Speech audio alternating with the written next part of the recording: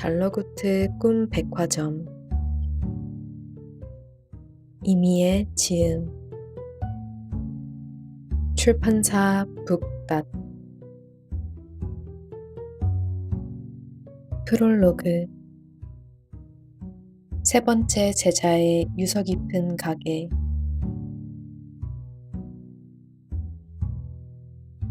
습기를 잔뜩 먹어 붕 뜬 단발머리 편안한 티셔츠 차림의 페니는 단골 카페 2층 창가 자리에 앉아 있었다. 그녀는 바로 오늘 아침 꿈 백화점으로부터 서류 심사를 통과했으니 다음 주에 면접을 보러 오라는 연락을 받은 참이었다. 페니는 면접 때 나올 질문에 대비해 옆 골목의 서점에서 인터뷰 요령에 관한 책부터 관련 문제집까지 싹 쓸어와서 닥치는 대로 보고 있었다. 하지만 조금 전부터는 도통 집중할 수가 없었다. 옆 테이블에 앉은 손님이 테이블 밑으로 발을 까딱까딱 대면서 차를 마시고 있었는데 그가 신고 있는 수면 양말이 어찌나 어색찬란한지 발을 까딱일 때마다 정신이 사나워졌기 때문이다. 도톰한 침실용 가운을 입고 있는 그 남자는 눈을 지그시 감고 차를 홀짝거리고 있었다. 그가 첫 잔을 후후 불 때마다 상쾌한 숨내음이 페니 쪽으로 불어왔다. 그는 아마도 피로회복에 좋은 특제 허브티를 마시고 있는 것이 틀림없었다. 아주 맛있는 차. 따뜻. 리필. 얼마? 남자는 잠꼬대처럼 몇 마디를 중얼거리더니 입맛을 쩝쩝 다셨다. 페니는 그의 수면 양말이 보이지 않도록 의자를 돌려 앉았다. 가게에는 그 남자 손님 외에도 잠옷 차림의 손님들이 꽤 있었다. 1층으로 통하는 계단 옆에 앉은 여자는 대여용 수면 가운을 입고 목덜미를 벅벅 긁고 있었다. 그녀는 갑갑한지 이따금 몸을 버둥거렸다. 페니가 사는 이 도시는 먼 옛날부터 사람들에게 수면에 관련된 상품을 판매하면서 발달해왔다. 그리고 지금은 수많은 사람들이 몰려드는 대도시로 성장했다. 시민들은 잠옷 차림의 외부 손님들과 섞여 지내는 데 익숙했고 이곳에서 나고 자란 페니도 마찬가지였다. 페니는 식은 커피를 한 모금 들이켰다. 스디쓴 커피가 목구멍을 타고 내려감과 동시에 어수선하던 주변 소음이 잦아들고 주위 공기가 차분하게 몸을 감싸는 느낌이 들었다. 추가 요금을 내고 진정 시럽을 2스푼 더 넣어달라고 주문한 것은 현명한 선택이었다. 그녀는 테이블에 펼쳐놓은 문제지를 몸쪽으로 끌어당겼다. 그리고 방금까지 정답을 고민하던 문제를 다시 읽기 시작했다. 다음 중 1999년도 올해의 꿈 시상식에서 심사위원 만장일치로 그랑프리를 수상한 꿈과 그 제작자로 옳은 것을 고르시오. A. 킥 슬럼버 태평양을 가로지르는 범고래가 되는 꿈. B. 야스누즈 오트라 부모님으로 일주일간 살아보는 꿈. C. 와와 슬림랜드 우주를 유영하며 지구를 바라보는 꿈. D. 도제 역사 속 인물과 티타임을 가지는 꿈. E. 아가넵 코코 난임 부부의 새 쌍둥이 태몽.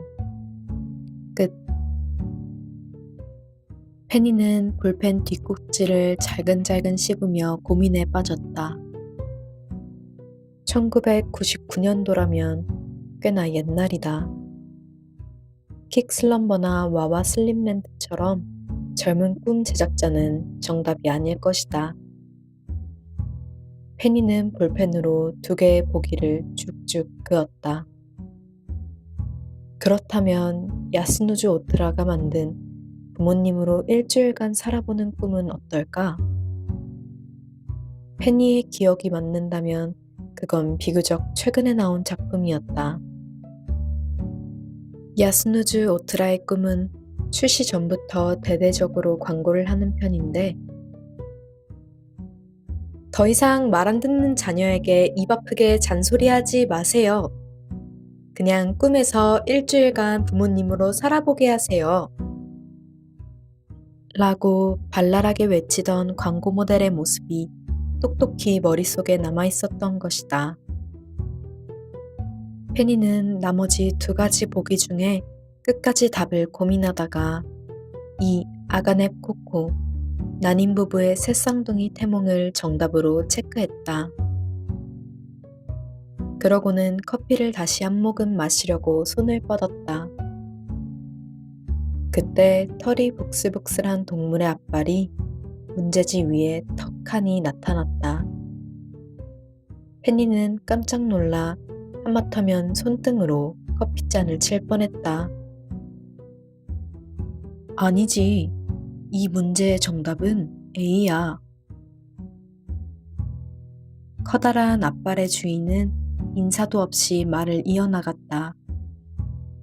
1999년도는 킥슬럼버의 데뷔 연도이자 데뷔하자마자 그랑프리를 수상한 기념비적인 해거든. 난 그때 꼬박 6개월 동안 돈을 모아서 그의 꿈을 샀었어. 내 평생 그렇게 생생한 꿈은 처음이었지. 물을 가르는 지느러미의 감촉, 일렁이는 바닷속 풍경까지 꿈에서 깼을 때 범고래로 태어나지 못한 것이 얼마나 억울하던지. 페니, 킥슬럼버는 천재야.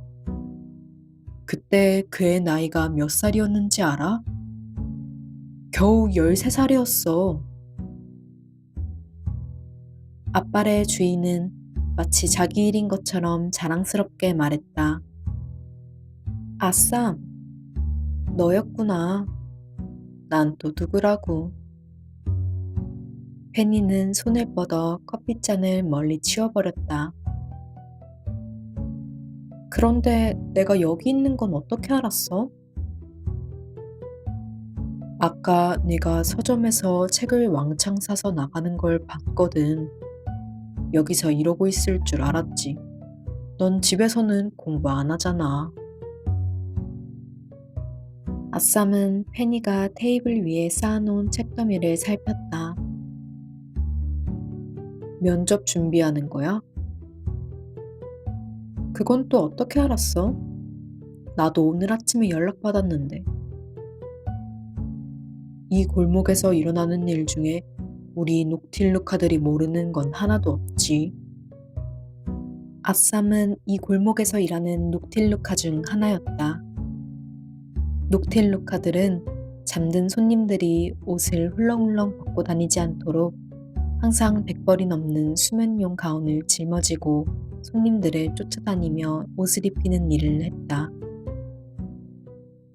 그들은 몸에 비해 커다란 앞발과 옷을 여러 벌 걸고 다니기에 알맞은 기다란 발톱, 푸근한 생김새 때문에 이 일을 하기에 제격이었다.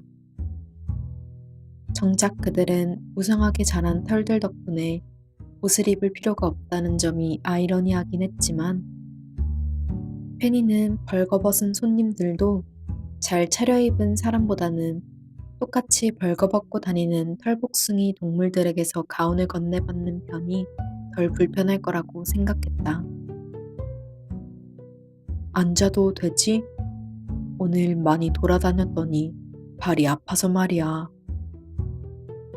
페니가 대답하기도 전에 아쌈은 맞은편 의자에 털썩 앉았다. 아쌈의 풍성한 꼬리가 뻥 뚫린 의자 등받이 뒤로 살랑거렸다. 문제가 너무 어려워. 페니는 틀린 문제를 다시 확인했다. 아쌈, 그런데 넌 대체 몇 살이길래 이런 걸 다 알고 있는 거야? 녹틸루카에게 나이를 물어보는 건 실례야. 아쌈이 새초롬하게 말했다. 나도 왕년에 상점 쪽에 취직하려고 공부를 꽤 했었거든. 이쪽 일이 적성에 더 맞는 것 같아서 그만뒀지만 말이야. 아쌈이 어깨에 둘러맨 수면용 가운들을 쓰다듬으며 말했다. 에이, 어쨌거나 덜렁이 페니가 달러구트의 꿈백화점에 면접을 보러 가다니. 오래 살고 볼 일이야. 전생에 쌓은 덕이 이제야 빛을 발하려나 봐. 페니는 진심으로 서류 심사를 통과한 것이 기적이라고 생각했다. 달러구트의 꿈 백화점은 젊은이들에게 아주 인기가 좋은 일자리였다. 높은 수준의 연봉, 이 도시의 랜드마크라고 해도 과언이 아닐 정도로 화려하고 고풍스러운 건물, 각종 인센티브 제도, 기념일에는 고가의 꿈을 무료로 제공하는 세심한 직원 복지까지 일자리로서의 장점이 셀 수 없이 많았다. 하지만 그 어떤 것도 달러구트와 함께 일할 수 있다는 영광보다는 못했다. 이곳 사람들은 모두 달러구트의 혈통과 그의 먼 조상에 대해 알고 있었다. 그 가문의 존재야말로 이 도시의 기원이기도 했다. 그와 함께 일하는 상상을 하는 것만으로도 페니는 마음이 벅차올라 몸이 커다랗게 부풀어 오르는 것만 같았다. 제발 합격했으면 좋겠어. 페니가 두 손을 꼭 맞잡았다. 그런데 면접 준비는 이런 책으로만 하고 있는 거야? 아쌈은 페니가 풀고 있던 문제지를 들고 이리저리 살펴보더니 다시 테이블 위에 내려놓았다. 일단 외울 수 있는 건 다 외워둬야 할 것 같아서 말이야. 전설의 꿈 제작자 5명에 관해 이야기해보라던가? 최근 10년 동안 가장 많이 팔린 꿈은 어떤 것인지, 또 시간대별로 어떤 손님들이 들어오는지도 물어볼지도 몰라. 내가 일하기로 지원한 시간대에는 서호주 그리고 아시아에서 오는 손님들이 많대. 난 시차나 날짜 변경선에 대해서도 공부했어. 넌 왜 손님들이 24시간 온종일 끊임없이 우리 도시를 방문하는지에 대해 알고 있니? 설명해 줄까? 페니는 의욕에 가득 차서 금방이라도 일장 연설을 쏟아낼 참이었다. 하지만 아쌈은 극구 사양하며 고개를 저었다. 달러구트는 그런 시시한 건 묻지 않을 거야. 그런 건 지나가는 중학생들도 알아. 페니가 시무룩해하자 아쌈이 앞발을 뻗어 그녀의 어깨를 토닥였다. 걱정 마, 페니. 난 오며 가며 그분에 대한 이야기를 많이 들었어. 이래봬도 내가 꽤 마당발이거든. 이 골목에서 일한 지가 벌써 10수년째니까 말이야. 아쌈은 페니가 또다시 나이를 캐묻기 전에 재빨리 말을 이어나갔다. 달러구트는 꿈에 대해 알쏭달쏭한 이야기를 나누는 걸 좋아하는데, 나도 잘은 모르겠지만 아마도 정답이 뚜렷한 질문을 하지는 않을 거야. 그래서 말인데, 사실 이걸 전해주려고 왔어. 아쌈은 어깨 위에 둘러매고 있던 대여용 수면 가운을 바닥에 몽땅 내려놓고 뭔가를 찾기 시작했다.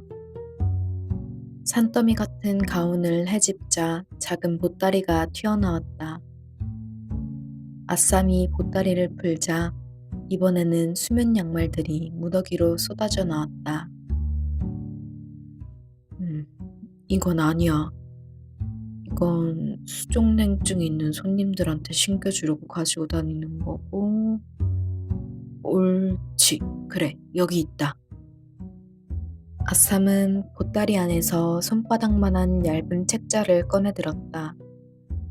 담청색의 두툼한 책 표지에는 금박으로 고급스럽게 장식된 제목이 쓰여 있었다. 시간의 신과 새 제자 이야기. 이 책 정말 오랜만이다. 페니는 단번에 그 책을 알아볼 수 있었다. 페니뿐만 아니라 이곳에서 자랐다면 누구나 그랬을 것이다. 그건 이 도시의 어린아이들에게는 필수 권장 도서쯤 되는 유명한 책이었다. 어쩌면 달러구트는 이 이야기와 관련된 질문을 할지도 몰라. 이야기에 대한 감상과 내 생각을 물을지도 모르지. 어릴 때 읽고 다시 읽은 적이 없다면 한번 꼼꼼히 읽어봐. 무엇보다 달러구트한테는 정말 중요한 이야기잖아. 아쌈은 페니 쪽으로 당겨 앉으며 얼굴을 바싹 가까이 댔다. 이건 비밀인데 꿈 백화점에 일하는 직원들은 모두 달러구트로부터 이 책을 한 권씩 선물 받았대. 그게 정말이야? 페니는 냉큼 아쌈에게서 책을 받아들었다. 정말이고 말고 직원들에게 책을 선물할 정도면 얼마나 중요하게 이런, 난 이만 일하러 가야겠어. 페니를 보던 아쌈의 시선이 등 뒤에 테라스 쪽 창밖으로 옮겨갔다. 방금 팬티만 입고 자는 사람이 돌아다니는 걸 본 것 같아. 아쌈이 밤새 코를 실룩거렸다. 아쌈은 부랴부랴 널브러진 수면 가운을 챙겼다. 페니는 수면 양말을 보따리에 다시 집어넣는 것을 도왔다. 그럼 면접 잘 보고 꼭 후기 들려줘, 페니. 아쌈은 자리에서 일어나는 중에도 계속해서 창밖을 보고 있었다. 그래도 오늘은 팬티라도 입은 것 같아서 다행이다. 그가 중얼거렸다. 고마워, 아쌈. 아쌈은 별 말씀을 하고 말하듯 꼬리를 좌우로 둥글게 휘젓고는 이내 아래층으로 사라졌다. 페니는 아쌈이 남기고 간 책을 어루만졌다. 아쌈의 말은 일리가 있었다. 왜 이 책을 읽어볼 생각은 하지 못했을까? 이 이야기 속에는 이 넓은 상점가의 시작, 이 도시의 탄생, 그리고 달러구트와 꿈 백화점의 기원이 담겨 있다. 달러구트가 만약 역사를 중요시하는 사람이라면 아주 높은 확률로 해답은 이 책 속에 있을 것이다. 페니는 오답투성이 문제지를 미련 없이 접어서 가방 안에 넣어버렸다. 그리고 남은 커피를 몽땅 들이켰다. 그녀는 허리를 꼿꼿이 세우고 아쌈이 준 책을 펼쳐들었다. 시간의 신과 새 제자 이야기. 아주 먼 옛날 사람들의 시간을 다스리는 시간의 신이 살고 있었습니다. 여느 때처럼 느긋하게 점심을 먹던 시간의 신은 문득 자신에게 남은 시간이 별로 없다는 것을 깨달았습니다. 시간의 신은 자신의 새 제자를 불러 모아 이 사실을 전했습니다. 씩씩하고 당돌한 첫째 제자는 앞으로 어떻게 해야 하는지 스승에게 물었습니다. 마음이 여린 둘째는 스승과의 옛 기억을 떠올리며 조용히 눈물을 흘렸습니다. 그리고 마지막 셋째는 말없이 스승의 다음 말이 떨어지길 기다리고 있었습니다. 셋째 제자여, 늘 신중하고 생각이 깊은 너에게 묻겠다. 시간을 셋으로 나누어 다스린다면 너는 과거와 현재, 그리고 미래 중 어느 조각을 가져가겠느냐? 시간의 신이 묻자 셋째는 잠시 고민하더니 첫째와 둘째가 선택하고 남은 것을 가져가겠노라 말했습니다. 지켜보던 당돌한 첫째는 기회를 놓칠세라 자신이 미래를 가져가겠다고 말했습니다. 그리고 덧붙였습니다. 미래를 다스리기 위해 과거에 얽매이지 않게 해주십시오. 그는 과거에 연연하지 않고 재빨리 미래를 움켜쥐는 것이 가장 근사한 일이라고 늘 생각해왔습니다. 시간의 신은 첫째에게 미래를 건네주었고 과거를 쉽게 잊어버리는 능력을 함께 주었습니다. 그러자 둘째도 조심스럽게 자신이 과거를 가져가겠다고 말했습니다. 둘째 제자는 지나간 기억들과 함께라면 아쉬움도 허무함도 없이 영원히 행복할 거라고 생각했습니다. 시간의 신은 둘째에게 과거를 건네주며 무엇이든 오래 추억할 수 있는 능력을 함께 주었습니다. 이제 시간의 신은 과거와 미래에 비해 턱없이 작고 날카로운 현재의 조각을 손에 쥐고 셋째에게 물었습니다. 찰나의 현재를 잘 다스려 주겠느냐? 그러자 셋째가 대답했습니다. 아닙니다. 현재는 모든 사람에게 공평하게 나누어 주십시오. 시간의 신은 의아했습니다. 너는 나에게 가르침을 받는 동안 어떤 시간도 특별하게 여기지 않았단 말이냐? 스승이 다소 실망한 투로 묻자 그제야 셋째가 어렵게 말을 꺼냈습니다. 제가 사랑한 시간은 모두가 잠든 시간입니다. 잠들어 있는 동안에는 과거에 대한 미련도 없고 미래에 대한 불안도 사라지기 때문입니다. 하지만 행복했던 과거를 추억하는 사람이 굳이 잠들었던 시간까지 포함하여 떠올리지 않고 거창한 미래를 기약하는 사람이 잠들 시간을 고대하지 않으며 하물며 잠들어 있는 사람이 자신의 현재가 깊이 잠들어 있음을 채 깨닫지 못하는데 부족한 제가 어찌 이 딱한 시간을 다스려 보겠다고 나설 수 있겠습니까? 이야기를 들은 첫째 제자는 내심 그를 비웃었고 둘째 제자는 조금 놀랐습니다. 그들은 잠든 시간을 쓸모없는 시간이라고 생각해왔기 때문입니다. 하지만 시간의 신은 기꺼이 셋째 제자에게 잠든 시간을 주겠노라 말했습니다. 내가 너희의 시간에서 잠들었던 시간과 잠들 시간을 조각내어 셋째에게 주어도 되겠느냐? 신이 묻자 첫째와 둘째가 망설이지 않고 대답했습니다. 물론입니다. 이윽고 세 제자는 각자의 시간을 받아들고 흩어졌습니다. 처음에 미래와 과거를 받은 첫째와 둘째는 신이 주신 능력에 아주 만족해했습니다. 미래에 몰두하는 첫째 제자와 그의 추종자들은 여태까지의 시시한 일들은 모두 잊고 고향을 떠나 더 넓은 땅에 터를 잡고 새로운 미래를 도모하려는 계획에 들떠 있었습니다. 과거를 소중히 여기는 둘째와 그의 추종자들도 헉 기뻤습니다. 그들은 서로의 젊고 고운 얼굴과 함께 나눈 정다운 일들을 두고두고 기억할 수 있는 것에 감사했습니다. 하지만 얼마 지나지 않아 문제가 생겼습니다.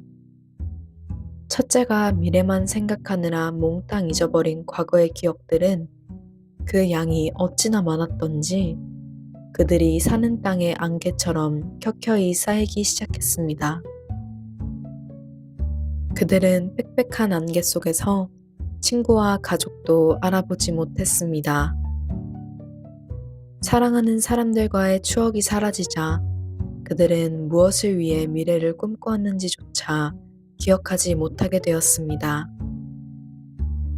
먼 미래는커녕 한 치 앞도 볼 수 없는 사람이 되어버린 것입니다. 두 번째 제자 쪽 상황도 나을 것이 없었습니다. 그들은 좋았던 기억에만 갇혀 세월의 흐름과 예정된 이별, 그리고 서로의 죽음을 받아들이지 못했습니다. 마음 여린 그들의 눈물이 쉴 새 없이 땅 밑으로 흘러 커다란 동굴을 만들어냈고, 심각한 그들은 동굴 속에 꼭꼭 숨어버렸습니다. 이를 지켜보던 시간의 신은 모두가 잠들기를 조용히 기다렸다가 달빛을 등지고 그들의 침실에 몰래 숨어들었습니다. 시간의 신은 날카로운 현재의 조각을 품에서 꺼내 단단히 쥐고 잠든 그들의 머리맡에 드리워진 그림자를 댕강 잘라냈습니다. 그리고는 한 손에는 잘라낸 그림자를, 한 손에는 빙병을 들고 캄캄한 밖으로 나왔습니다. 신은 가장 먼저 첫 번째 제자와 그 추종자들이 버린 안개처럼 뿌연 기억을 빈병에 가득 담았습니다. 그 다음에는 두 번째 제자와 그 추종자들이 흘린 눈물을 주워 품 안에 넣었습니다. 마지막으로 아무도 몰래 세 번째 제자를 찾아갔습니다. 이 밤중에 어쩐 일이십니까, 스승님?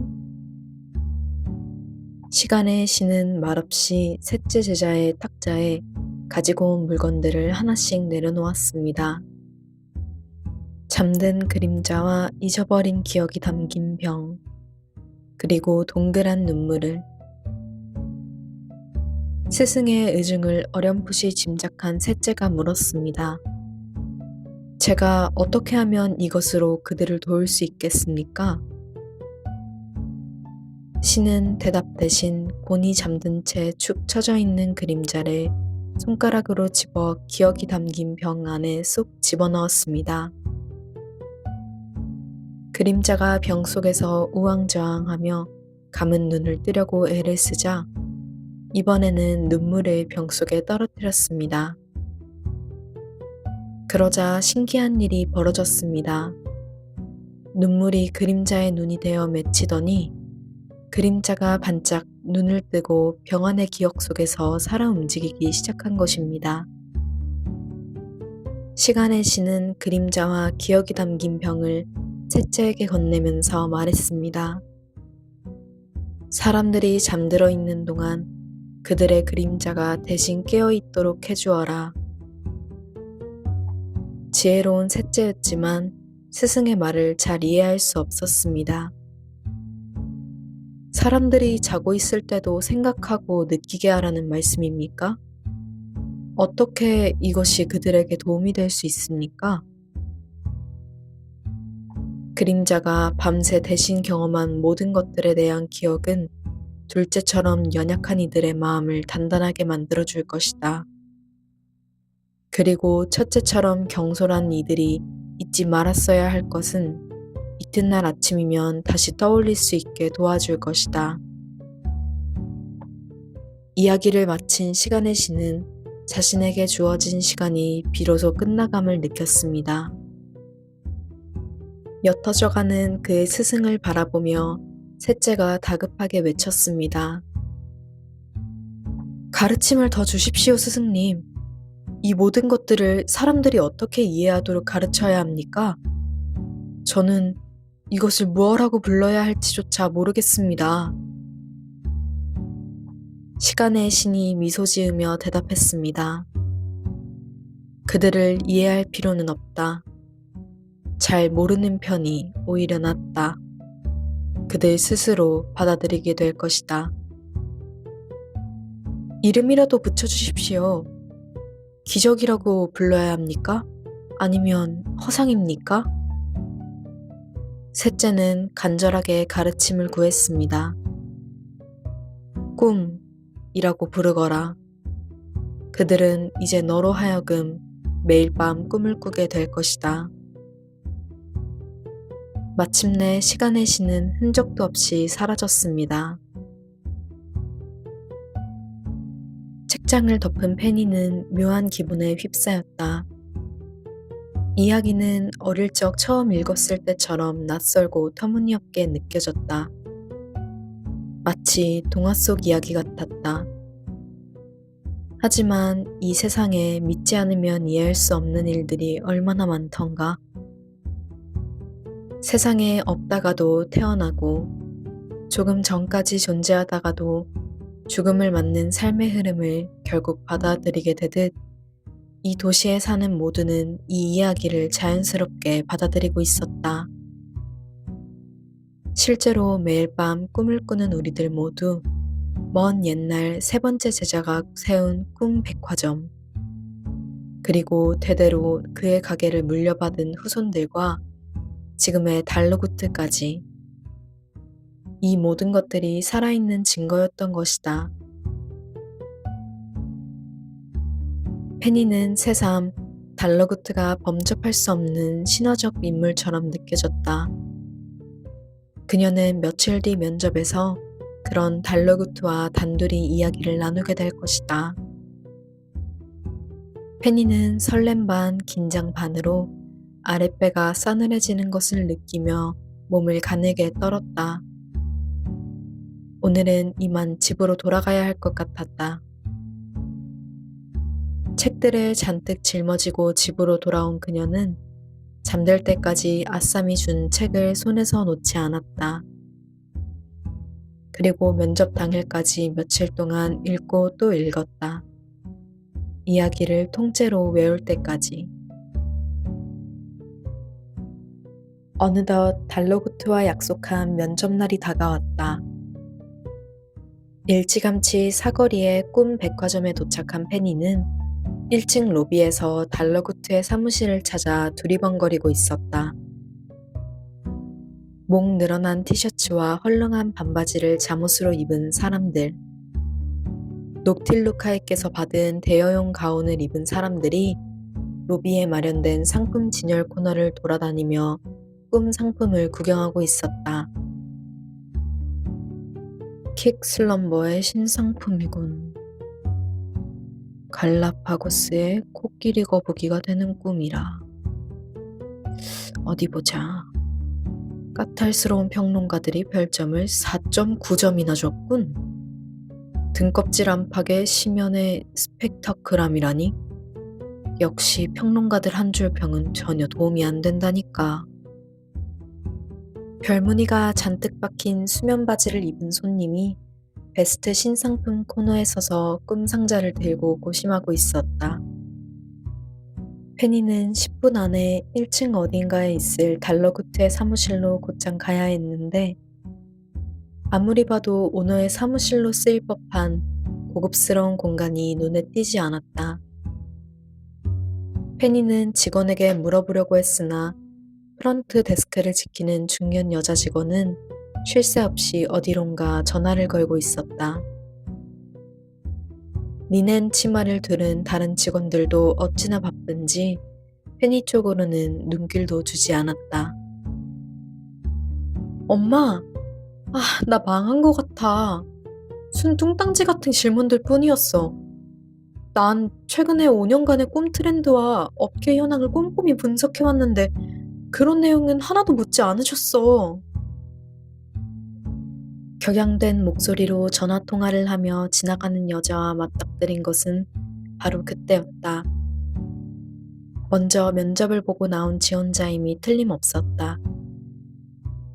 페니는 최대한 입모양을 크게 뻐끔거리며 필사적으로 여자에게 물었다. 사무실이 어디예요? 여자는 무뚝뚝하게 손가락으로 휙 위쪽을 가리키더니 쌩 하고 사람들 사이로 사라졌다. 여자가 가리킨 쪽에는 2층으로 올라가는 나무 계단이 있었다. 자세히 보니 계단 오른편에 반쯤 열려있는 나무 문짝에 면접 장소라고 적힌 종이가 달랑거리며 붙어 있었다. 칠이 벗겨진 나무 문짝과 대충 손으로 써붙인 종이 때문인지 오래된 학교의 교실문처럼 보였다. 문 앞에 선 페니는 긴장을 감추기 위해 호흡을 가다듬었다. 그리고 과연 이곳이 달러구트의 사무실이 맞는지 긴가민가한 상태로 이미 열려있는 문을 예의상 똑똑 두드렸다. 오, 어서 들어오게. 힘있게 울려 퍼지는 목소리가 사무실 안쪽에서 들려왔다. 목소리가 낯익었다. 방송 인터뷰나 라디오에서 가끔 들었던 목소리. 안에 있는 사람은 분명 달러구트였다. 실례합니다. 사무실 내부는 밖에서 본 것보다 더 좁았다. 달러구트는 기다란 책상 뒤에서 오래된 프린트기를 붙잡고 씨름하고 있었다. 어서 오게. 미안하지만 잠깐만 기다려주겠나? 인쇄만 하려고 하면 용지가 자꾸 걸려서 말이지.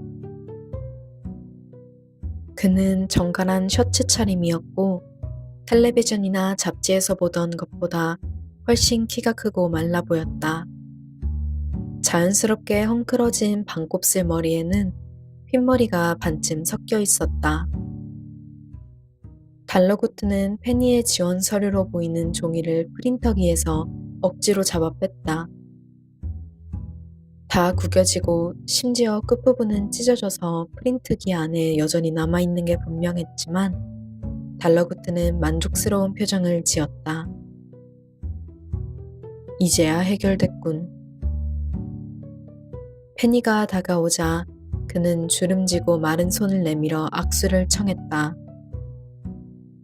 잔뜩 긴장한 페니가 손바닥의 땀을 대충 옷에 쓱쓱 닦고 달러구트의 손을 맞잡았다. 안녕하세요, 달러구트님.